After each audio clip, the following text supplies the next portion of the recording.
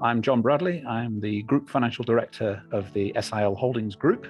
That's a vertically integrated textile business based in the grand old wool city of Bradford. The business itself has been around for around sort of 40, best part of 50 years, in fact. It was based on a fibre trading business. This is basically merchants trading bales of animal hair. In the last financial downturn, the group added 4 weaving businesses and various types of cloth. And we also have a couple of ancillary businesses which dye yarn and cloth separately. The challenges were that the accounting systems that I arrived to had been set up around about 20 years before that. They had a number of issues in terms of basic solidity, the ability to produce any sensible reporting, and the robustness of the server in the background was also a bit questionable. We had some very specific needs in terms of stock. The group stock is actually in a number of forms. You have fibre, which is in large bales, but is weighed in kilos. You have yarn, which is in small boxes, which is also weighed in kilos, but then you have cloth, which is in large rolls and is denominated in meters. So first of all, we had to make sure the units of measure all actually worked, including where we needed to bring in square meterage, for instance. We have different companies on the X3 system to start with. So each business is its own company.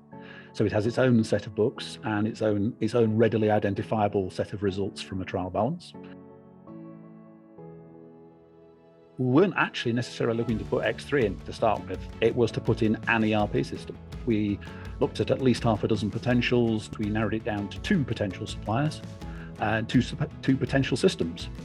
And then we got each of those suppliers to explain to a team drawn from right the way across the business how their system worked and how it would work in each of the parts of the business that the team were going to be operating.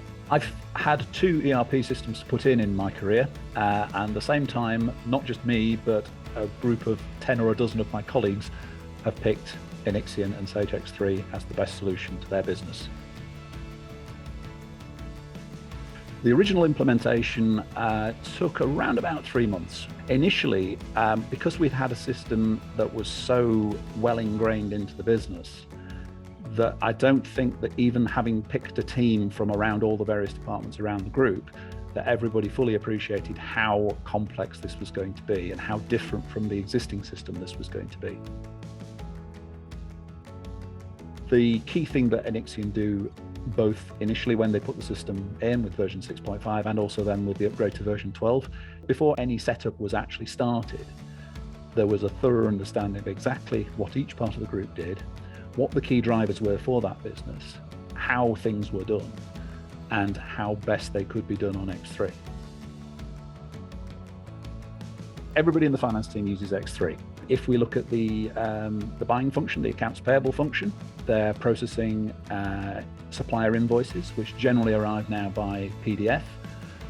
Those are barcoded and scanned into X3's document management system, such that if I now wish to go into a supplier's account and look at an invoice, I can do just that.